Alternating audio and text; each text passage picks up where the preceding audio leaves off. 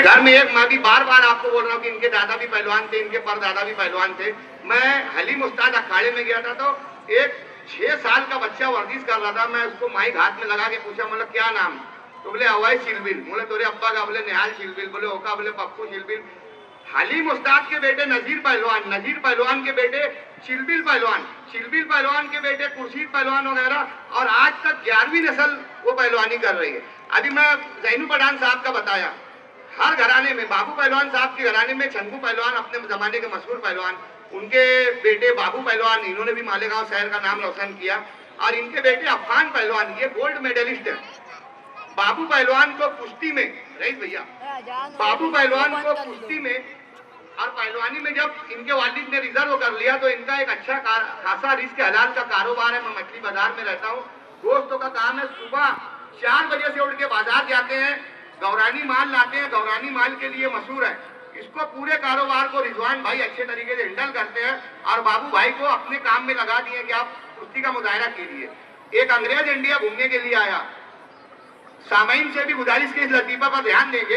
एक अंग्रेज इंडिया घूमने के लिए आया, लाल किले पर जब वो पहुंचा तो उसने देखा तिरंगा झंडा था। अंग्रेज ने एक गाइड से पूछा कि व्हाट इज दिस? बोले ये तिरंगा झंडा है, हमारे मुल्क का निशान है। बोले इसमें 3 कलर क्यों है? बोले ऊपर का जो कलर है, हालांकि ऐसा है नहीं, बोले ऊपर का जो कलर है वो हिंदुओं का है, भगवा। बीच का जो सफेद कलर है वो ईसाइयों का है, और नीचे जो हरा कलर है वो मुसलमानों का है। अंग्रेज ने सिख पंजाबी गाइड से पूछा, बोले तुम किस समाज से हो? तो बोले मैं सिख हूं। बोले इसमें तुम्हारा क्या है? बोले डंडा क्या तेरे बाप का है क्या? रिजवान पहलवान साहब, छंगू पहलवान साहब के साहबजादे यहाँ पर आए हुए हैं। मैं चाहता हूं कि उनकी खिदमत में जनता बैंक के बोर्ड ऑफ डायरेक्टर्स तमाम लोग आ जाएंगे जिनके नाम से अवार्ड मंसूब है। छंगू पहलवान के साहबजादे रिजवान पहलवान यहाँ आए हुए हैं, इनकी खिदमत में ये अवार्ड पेश किया जाना है। हेलो, कहाँ है रिजवान भाई? आ जाए। इकबाल पहलवान साहब से गुजारिश करूंगा, आ जाए।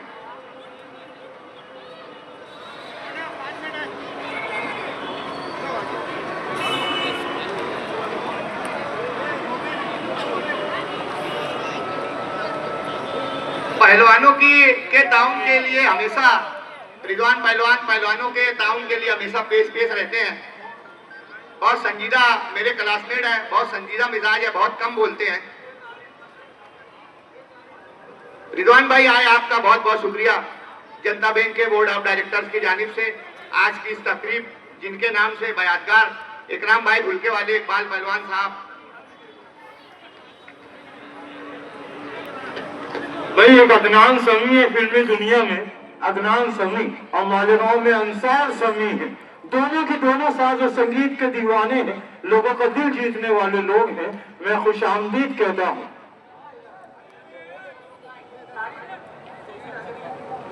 कि भाई जब मद्दे मुकाबिल हो तो हैरत कैसी, भाई जब मद्दे मुकाबिल हो तो हैरत कैसी।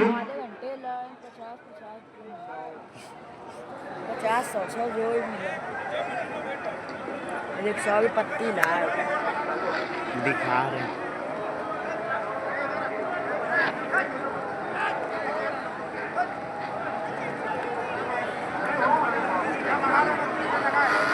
मौलाना अलीम फलाई साहब से गुजारिश करूंगा, स्टेज पर आ जाएंगे।